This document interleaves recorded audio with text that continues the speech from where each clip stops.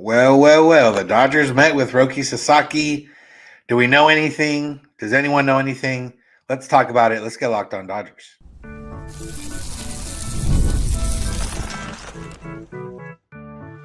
You are Locked On Dodgers, your daily Los Angeles Dodgers podcast. Part of the Locked On Podcast Network, your team every day.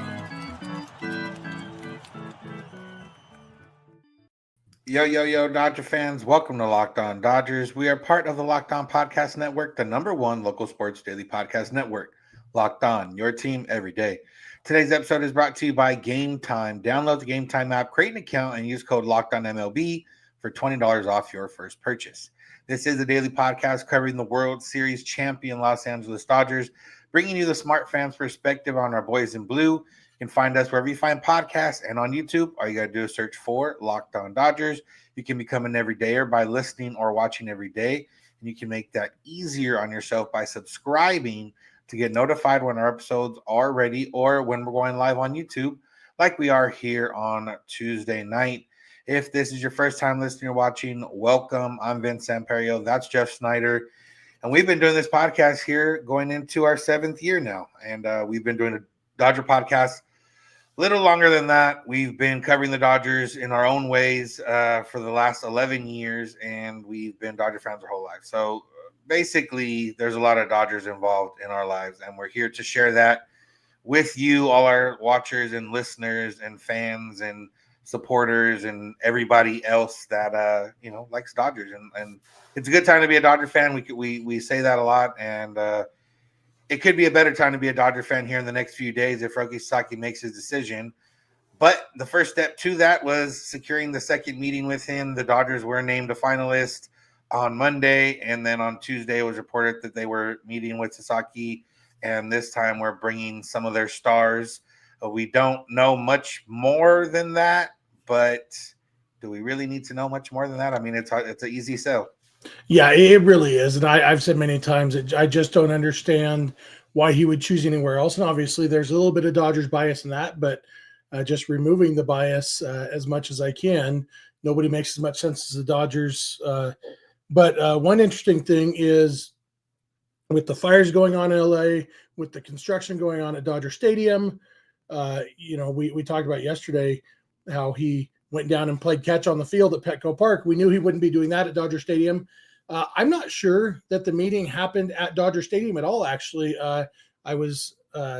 We actually have a few everydayers who run stadium tours at Dodger Stadium, and I heard from a couple of them that they didn't get any sort of directives to avoid these areas at these times or anything like that, which they often do. I know last year last year when they met with Ohtani, they just shut down tours for several days without saying why, because everything was all secretive there.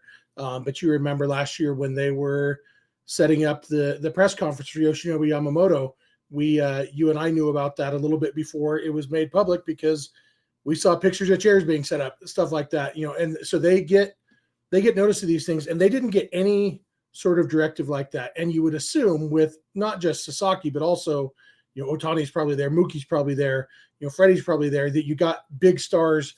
They're not just going to run the risk of a tour just running into these guys. And so tours run from 10 a.m. to 4 p.m. So if the visit happened at Dodger Stadium, it was probably before 10 a.m. or after 4 p.m.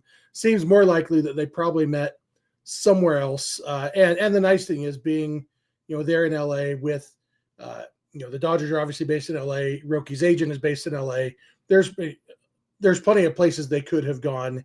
They could even gone to, Freddie's house, who knows where they went, but we assume the meeting happened. We got reports from several people that it was going to happen, and, assume it did. But yeah, like you were saying, we don't need to know what happened at the meeting because we know basically what their sales pitch is anyway. And it seems like it's a hard one to pass up. Yeah, you're rolling out, potentially 3 MVPs, a World Series MVP, and, guys that have done a lot of things in their career. And then you have, the front office, and then if Dave Roberts may be there, You have a lot of different things to throw at him that, stuff that he already knows, but still you want to see that buy-in from players. Even if it wasn't at Dodger Stadium, especially right now, like there's not much there at Dodger Stadium with all the construction going on. They could take him to the suites that are still around, or even put a hard hat on him and show him what's going on. Like I saw pictures and they've now buried everything they dug out, and so they, all the new clubhouse stuff, at least structurally, it's there, and so I assume it would be available to get a tour of. But I don't know how interested Roki Sasaki is in a tour of here's what will a month from now be a clubhouse.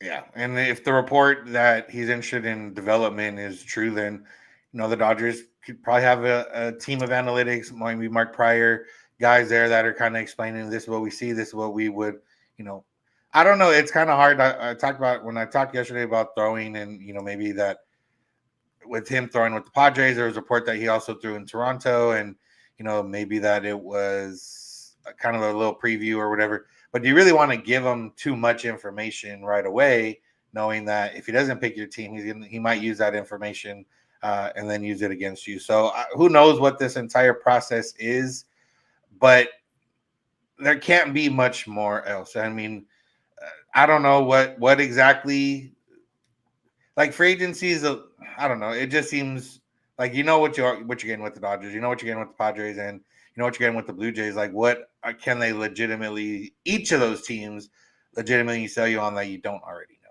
Yeah, absolutely. In the chat, Devin says Sasaki can sign as of right now.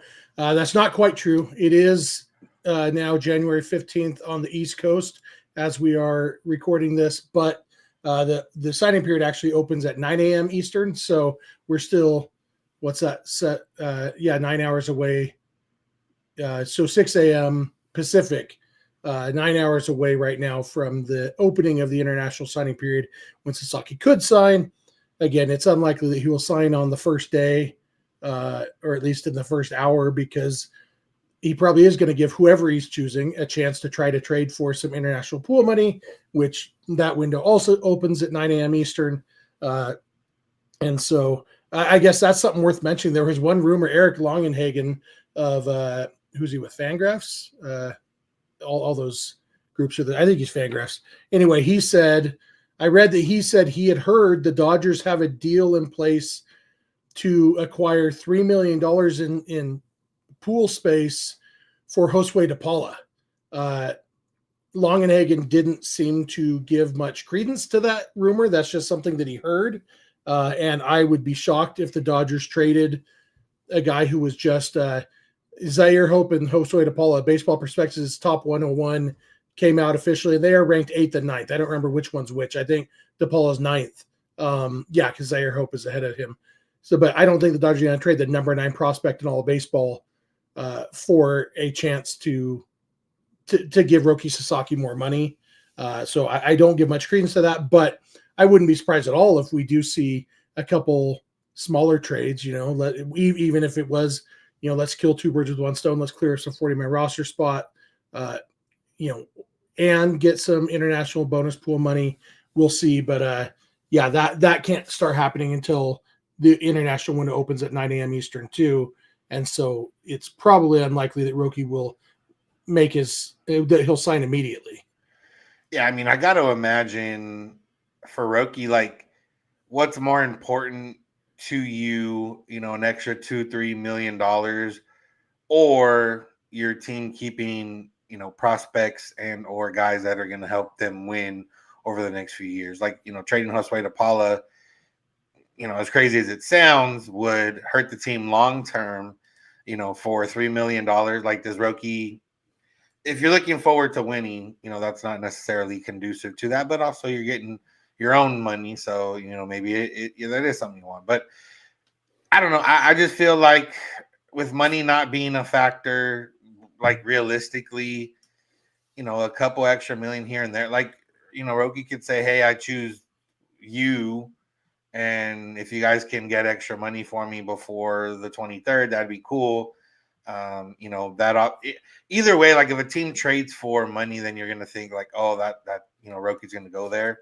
I'm sure other teams may know what's going on and whatever the case is. But we talked about would teams trade with the Dodgers if that was the case, and I think of like to the NBA point where teams were trading with I think the Warriors or Lakers like in order to make them better, but they think they're making their team better. Like that's usually what you're trying to do, and I don't think that would bar anyone from making a deal if they believe it's good. Yeah, I agree.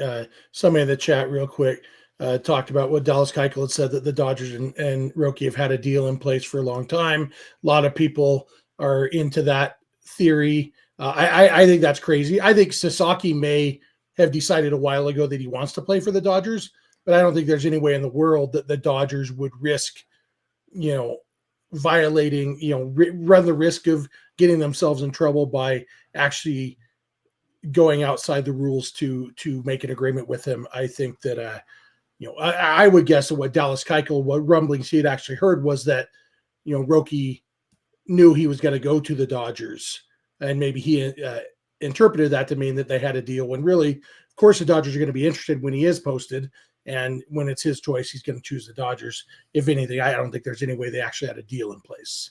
Yeah. Well, spring training is less than a month away. We got the official report date for the Dodgers. We'll talk about the day a little bit, but mostly about why we're excited about spring training or what is the best part about spring training.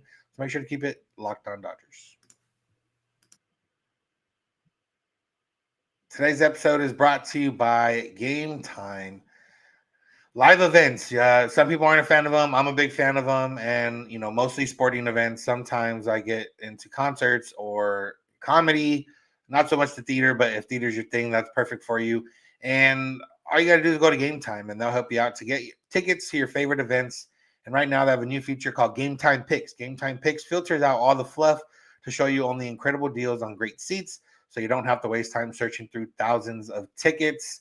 My birthday is next month, and I usually try to do like a Laker game or some kind of concert or event or something. So I'll definitely be on Gametime looking at Laker tickets for the month of February and seeing what I can get and what I can do. And Gametime Picks helps you out, filters out that fluff. It's one of those where you want to spoil yourself. You're going to look for the best seats and the best deals, and that's what Gametime Picks can do for you. So take the guesswork out of buying tickets with Gametime. Download the app, create an account, and use code LOCKEDONMLB for $20 off your first purchase. Terms apply. Again, create an account and redeem code LOCKEDONMLB for $20 off. Download Gametime today. What time is it? Gametime. Want to thank you for making Locked On Dodgers your first listen of the day or any listen of the day. Realistically, it's 9 p.m. in LA right now on Tuesday night. This is probably not your first listen of the day if you're somebody that listens to podcasts, but we are a listen of your day, and we appreciate you. And if you're listening to this in the morning on your way to work or on the way to the gym or at the gym or whatever you're doing, we appreciate you as well. If you're on YouTube already, go to Locked On Sports Today or Locked On Sports Los Angeles. Those are two 24/7 streaming channels from the Locked On Podcast Network. All right, Jeff. So the spring training report dates came out for all the teams today, and we found out the Dodgers will be reporting February 11th, so less than a month away. And, it feels very, very, very close, and I'm sure it's going to get here very, very, very quickly, and that's exciting. Yeah, for sure. It's 4 weeks from today, Tuesday. But we're at the end of Tuesday. So yeah, less than 4 weeks away. And that's actually the first pitchers and catchers workout date. They might, they'll probably, in fact, what we know about the way the Dodgers work is Dodgers pitchers and catchers will start trickling in probably around February 9th or 10th at least. And most of the position players will be there around the 11th too. They don't have to be there yet, but Dodger players always seem pretty excited to get to spring training and get started on another successful season. And yeah, as fans, it's obviously super exciting for us. You and I, we're coming up in a few weeks. It's going to be 10 years since you and I met at spring training on one of the backfields. I talked a little bit about that, about how we met on one of our Christmas week shows. But yeah, you and I have both been to spring training a lot. And one of the things I saw a question in the chat about how much games cost at Camelback Ranch. And like I enjoy going to spring training games, but that is like such a small part of the spring training experience for me. In fact, last year I was down there with my boys, and we were down there because my son was playing in a baseball tournament, and the Dodgers had actually already left for Korea, and so they were gone. But we still went over to Camelback Ranch and just went back to the backfields, and we watched Dalton Rushing and Andy Pajes and a bunch of other Dodgers prospects playing, and those are all free. You can walk back to the backfields, and you're literally sitting on bleachers next to prospects who are sitting there because it's their day to hold the radar gun and chart pitches. And, for a few minutes, Charlie Huff came and sat next to us. And, I talked to him for a minute and told my boys, hey, he started the first game in Marlins history, and we're just like, that's so much fun. And when you are there, this year we'll be there a few days before the Dodgers leave for Japan. So that'll be nice. We'll actually get to see the big leaguers too. But for absolute free, you just go back to the backfields and you watch them do their workouts and their practices and everything. And you stand there, try to get autographs if that's your thing. It's a lot of fun. And then, if you want to stick around until 1:00 and watch a game and pay money to go to a game, that's fun too. But for me, I can go to a baseball game all season long, but watching these guys, practice in close quarters, watching guys walk right past you, like that's fun for my boys and for me. And the backfield for me, it's where it's at. Yeah, honestly, spring training back in the day, I remember it used to be one of those things where it was cool. You could see all the players up close, and then the games are super cheap, like they were like minor league games, and then you get to go and enjoy the game and see your favorite guy probably get one at bat, and then see all the young guys come in, or later in the month, obviously you get to see more at bats or whatever. But now, I think the backfields and that experience is like the funnest part, especially with prices that have gone up at Camelback Ranch. I'm one that I don't like to pay more for a spring training game than I would for a regular season game, and a lot of those are more expensive than maybe not regular season Dodger games anymore, but it's a lot different. But it's fun to be there with all the Dodger fans, and as a fan, if you're there, you can line up, try to get autographs. You'll see guys walking around or driving around on the golf carts. Like I said, if you stick around for once the minor leaguers are there, and watch the games on the backfield, watch them practice, watch them take BP, all that type of stuff. And the game is just the extra part. And the fun part about being in Arizona is just you can go to obviously Dodgers is going to be the one you want to go to the most if you're a Dodgers fan, but there's a lot of other teams around that are close that you can go check them out, or even watch the Dodgers at a different park. I don't know where I'm at in terms of not minor league, spring training field, but I think I've done almost all of them by this point. So, it's a lot of fun, great weather. If you're someone that's not from, LA, where you're not used to having great weather all the time, that's usually, I know a lot of Cubs fans and other fans like that escape there to get a little bit of warm weather. So, yeah, it's a lot of fun. I'm just trying to upload a picture right now of from 8 years ago now. 8 years. Time flies, but my son, who's now almost 18, this was right after 2 days after his 10th birthday. And there he is with Justin Turner just back there on the backfields. And so there you can see there's just a little gate that they walk from their clubhouse to their practice field. And on the way back, they stop. And, at this time, Justin Turner, he stopped and signed autographs for 45 minutes. And, and people are like crowding in and stuff. And at one point he stopped, and there were a couple, men who were way too old to be acting like children, who like pushing kids out of the way. And JT stopped and yelled at those guys, said, "Look, guys, I'm going to sign for everybody here, but I'm going to do the kids first. So back off, wait your turn." And then he just kept on signing for another half hour, taking pictures with anybody who wanted.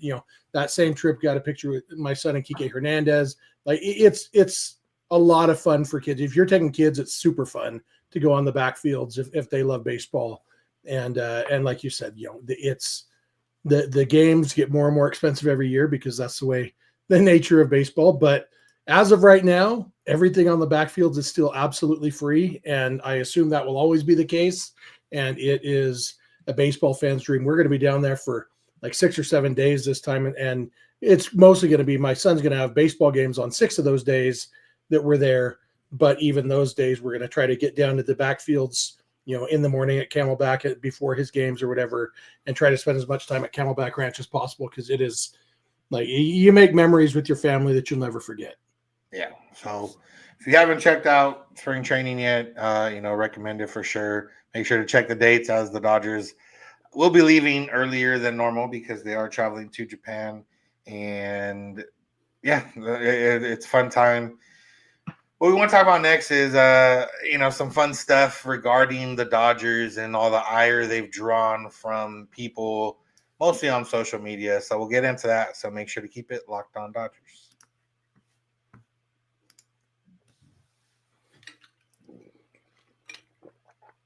If you are an everydayer, that is someone that listens or watches every day, we appreciate you. If you're not an everydayer yet, we'd recommend, listening or watching. It's just 5 days a week, 30 minutes a day, even faster if you listen on a faster speed. So go check us out, Locked On Dodgers, wherever you get podcasts, and on YouTube. Become an everydayer. You can also go beyond the podcast, become Locked On Dodgers Insider by going to joinsubtext.com/Locked On Dodgers. You get text directly from us, updating you with any Dodger news and rumors and thoughts. And you also get a special invite to a Discord server where you can chat with other Locked On Dodgers insiders and, talk about Roki Sasaki, or the Dodgers signing somebody, or the Dodgers not signing somebody, or making fun of fans of other teams, which is something that, a lot of people do, and especially when it comes to social media. And especially if you have a timeline that's catered to seeing those things, or seeing other fans, or whatever it is, the algorithm serves you that way. And it's one of those with the Sasaki things right now. You got a lot of people saying, oh, he already had a deal with the Dodgers, they're just delaying it. You have a lot of people saying, if the Dodgers get him, I'm not going to watch baseball anymore. You have a lot of people saying, from fans of other teams like Sasaki, you could be a hero over here, where you're just one of the others over here, whatever the case is. And I would imagine this is what it would have been like in the early 2000s if there was social media back then, and it would be all directed toward the Yankees. Now it's directed toward the Dodgers. And honestly, one, I don't really care about the social media. It's not that deep. I don't get into it with people, and especially now that you get rewarded if you get people to dunk on your takes. But also, it's fun to be on this side of things. Yeah, it is. And yeah, I don't engage with them much either. I engaged a little bit with one today, but only to call out her lie, because this girl posted something super dumb about how she'd lose all respect for Roki Sasaki if sent to the Dodgers. And then her follow-up, she replied to herself, like, wow, I got Dodger fans really upset. But you can actually see it had 2 replies and 3 retweets. It's like, nobody cares about your tweet. So I called her out on the lie, but not her original stupid thing, which was like, you're preemptively mad that a guy might sign with a team you don't like, and because of that, you're making personal attacks on his character. Like, it's not that big a deal. But my favorite is, and Mark actually mentioned this in the chat, my favorite is the Dodgers did it again when the Dodgers do anything. The best was when they signed Hye-Sung Kim, and like people melted down. It's like, I guarantee you had never heard of him until today when the news came out that the Dodgers signed him. I get a lot of people thought that it was Hye-Sung Kim that they signed, and like it's just, and people saying, oh, it's just not fair to other teams. Dodgers just signing all the free agents. Like, do Juan Soto and Corbin Burns and Willie Adames and all these other guys exist? Like, of the top 25 free agents on MLB's website, 15 of them have signed. 2 of them signed with the Dodgers. Blake Snell, Teoscar Hernandez. Teoscar Hernandez was technically a free agent, but was always coming back to the Dodgers. So realistically, the Dodgers have added 1 of MLB's top 25 free agents this offseason. And yet people melt down when they do anything. They're pre-melting down that they might sign Roki Sasaki. And the funny thing is, like with Sasaki, it's literally, if the Dodgers sign Sasaki, it's going to just be because, not because they have all this money and it's unfair. It's going to be because the Dodgers are the best organization in baseball, and Roki Sasaki can see that. And maybe that's what makes them the most upset, that you can't even compete when the Dodgers don't have a financial advantage. In fact, the Dodgers have a financial disadvantage. Yeah, I'd be mad too. If the Dodgers do sign Roki Sasaki, if I was a fan of another team, I would be pretty bummed that my team can't even compete with the Dodgers when you take away the financial advantage. Yeah, I mean, not to defend anybody putting out this thing, but I think it all just gets mashed up between like I would assume the last two off seasons, which is, and even then, like yeah, obviously they got Otani, they got Yamamoto, they got Teoscar, they got Blake Snell, but these are all players that anybody technically could have. I know there's arguments saying they probably couldn't have them. Like, could some teams not spend 300 mil technically, I guess, but all owners could afford to pay these people if they really wanted to, but they don't. And Otani offered the same deal to any team that was meeting with him in terms of the deferrals. And then he just ended up picking the Dodgers.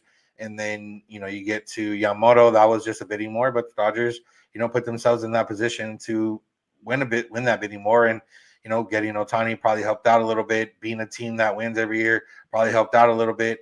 And, that's the other part is it's just one of those where the Dodgers have done it a few different ways on this, these last 10 years. But I do think that the deferrals is the biggest thing that has changed over the last couple of years, in the sense of people are now more aware of them. Deferrals have been happening for a while. Mookie deferred, Freddie deferred, but obviously the magnitude that Otani deferred, and even with that, like he still counts 46 million against the CBT. Like it's one of those where the Dodgers don't care. They are going over the CBT, and some teams are hesitant to do that. The Dodgers, a few years ago maybe seemed hesitant to do that, but they still were over it. And yeah, it's one of those where the Dodgers won the World Series and there's nothing else to say anymore. That you can't say, oh, they'll just lose in the first round again, because they didn't lose in the first round again. Yeah, it's the last 2 years, the Dodgers have signed their fair share of free agents, and yeah, they got Shohei Ohtani, who was definitely the biggest free agent of the last 2 years. Aaron Judge was a free agent the year before that. You could make a good case that he was just as big. But yeah, the Dodgers did it. But I when the Dodgers signed Ohtani, actually, I think it was right after it was announced that they were getting Yamamoto too. A friend of mine who's an Angel fan sent a group text complaining about the Dodgers. And I'm just going to read what I wrote him. I said last year. So I wrote this a little over a year ago. So I'm talking the 2022. I said last year, everybody made fun of the Dodgers for not doing anything as Trey Turner, Xander Bogaerts, Dansby Swanson, Carlos Correa, Aaron Judge, Brandon Nimmo, Carlos Rodon, Jacob deGrom, Justin Verlander, Nathan Eovaldi, etc. all signed big contracts with other teams.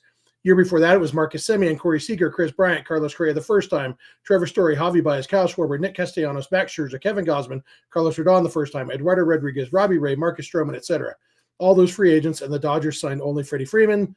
That was great for baseball. It was great for that the Phillies signed Bryce Harper and Trey Turner and Nick Castellanos and Kyle Schwarber. It was great that the Padres signed Manny Machado and Xander Bogaerts and traded for Juan Soto and extended Fernando Tatis. It was great that the Angels locked up Trout and had Ohtani and signed Anthony Rendon, et cetera, et cetera. Now that the Dodgers signed two guys, suddenly the sky is falling and baseball is ruined. And that's what I think it is, just a jealousy thing. And the fact that the Dodgers finally broke through, now these people don't have their standard, all that just to lose in the NLDS, to fall back on, because the Dodgers actually put it together in the postseason one time. And, one that they have to accept, even the intellectually dishonest people who don't believe that 2020 was legit. Everybody has to accept this one. And it's a sad thing for them. And yeah, I've been sad. I mean, I remember you and me doing our podcast after Bryce Harper signed with the Phillies, and we were bummed about it. I didn't make personal attacks on Bryce Harper's character about it because I wasn't a child, but it's a bummer when your team doesn't get a free agent that you want. But when you look at the actual Juan Soto, Corbin Burns, Willie Adames, all these other guys who have signed a lot of places that aren't Los Angeles this very offseason, I feel like it takes a lot of willful ignorance to get so down in the dumps, say the Dodgers are ruining baseball, when overall it's been a pretty all the teams that are trying to win have signed good free agents this offseason. And there's still 5 or 10. I mean, there's still 10 of the top 25 on the board available. And so it's kind of ridiculous to whine about it. Yeah, and again, there, as Dodger fans, obviously we have maybe a different perspective than some other teams, but I could honestly uh, articulate a point that the Mariners and Padres are ruining baseball by not spending money this offseason when they have teams that are capable of being playoff contenders and or World Series contenders. Like for the Mariners to barely have signed their first, legitimate free agent, and it's Donovan Solano. When they have that rotation, like that's dishonest to baseball in the sense of trying to win.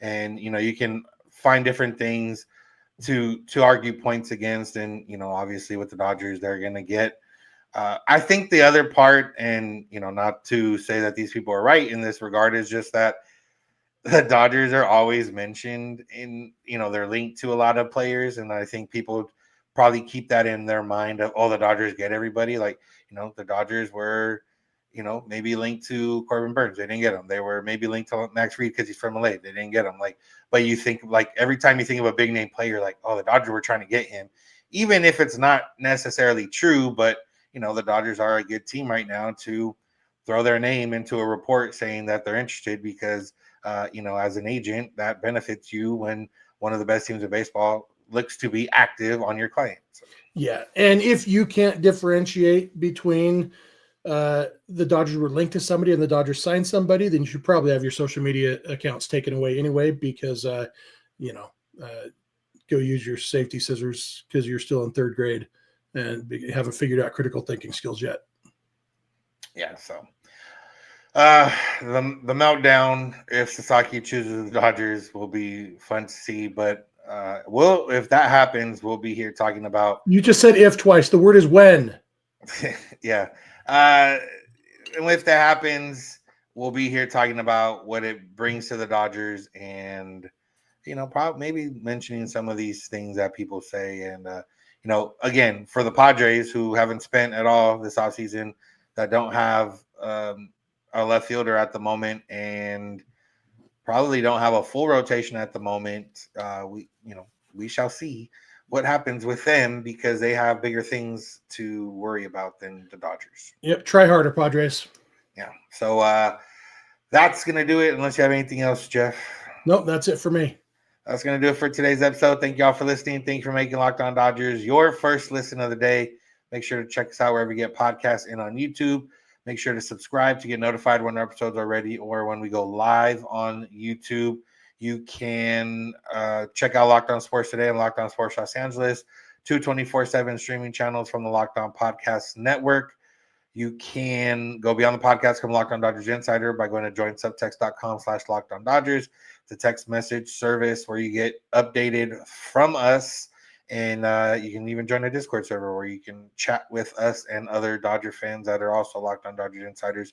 You can find us on social media, Twitter, Instagram, and TikTok at Locked On Dodgers. Jeff's on Twitter at Snydog. I'm at Vincent91. You can DM us any questions or comments. You can also send those via email, lockedondodgers@gmail.com, or via voicemail text at 323-863-5625. We're every weekday morning, and we hope you'll be here with us. When you get in your car, or if you're at home, text my device, play podcast, Locked On Dodgers. And remember, you don't have to agree. You just have to listen. Have a good one. We'll talk to you tomorrow.